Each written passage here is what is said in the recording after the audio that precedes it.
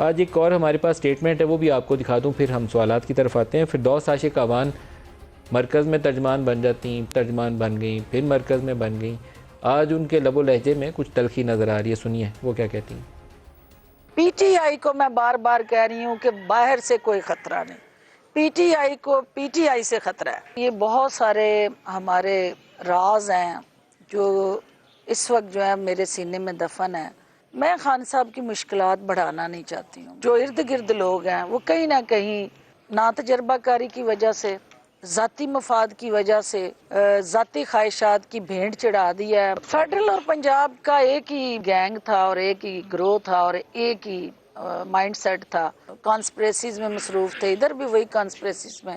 जो चोर हैं वो साथ बन के बैठे हैं, जो आपके नादान एडवाइज़र्स हैं, जो खान साहब को इस नहज पे ले आए। सर्टिफिकेट और ट्राफियाँ जो हैं वो मैच के ख़त्म होने के बाद दी जाती हैं। फिरदौस आशिक अवान के बयान के अंदर एक वज़न है। वज़न इसलिए है कि प्राइम मिनिस्टर के जो सीनियर मिनिस्टर्स हैं वो वजारतों का तो मज़ा लेते हैं, लेकिन प्राइम मिनिस्टर को और पीटीआई को डिफेंड करने के लिए तैयार नहीं है। जब प्राइम मिनिस्टर की ज़ात के ऊपर या उनकी अहलिया के हवाले से कुछ नापसंदीदा ख़बरें सामने आ जाती, नहीं आनी चाहिए, तो उसको डिफेंड करने के लिए भी कोई सीनियर वज़ीर नहीं बोलता, बल्कि वो मोटू और शेरू में से किसी का बयान सामने नज़र आता है।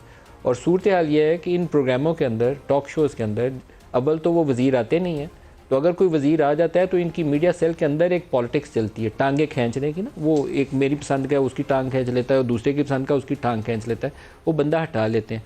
तो प्राइम मिनिस्टर को मैं ऑन एयर कंप्लेंट कर रहा हूँ बाकायदा इसके ऊपर कि अव्वल तो इनके वज़ीर आते नहीं हैं, तो दूसरा अगर कोई आने पे दो बंदे तैयार होते हैं तो वो इनके मीडिया सेल की सियासत की भेंट चढ़ जाते हैं। ऐसे बिल्कुल जो आखिरी दिन थे ना, जब नवाज शरीफ की हुकूमत गिरने वाली थी, उस वक्त उनके वज़ीर इनके साथ ये किया करते थे और लार्जली वो लोग बाद में नवाज शरीफ का साथ छोड़ के दूसरी जमातों से जा मिले थे। शायद उनमें से काफ़ी सारे इस वक्त पीटीआई का हिस्सा बैठे हों। तो उसी तरह की सियासत इस वक्त पीटीआई के अंदर हो रही है। उन्हें बड़ा सीरियसली उनको अवार्ड देने की बजाय उनकी सरजनिश करने की ज़रूरत है कि आपका रोल है क्या। ना आपसे वजारत चलती है, ना पार्टी डिफेंड की जाती है, आप करते क्या हैं।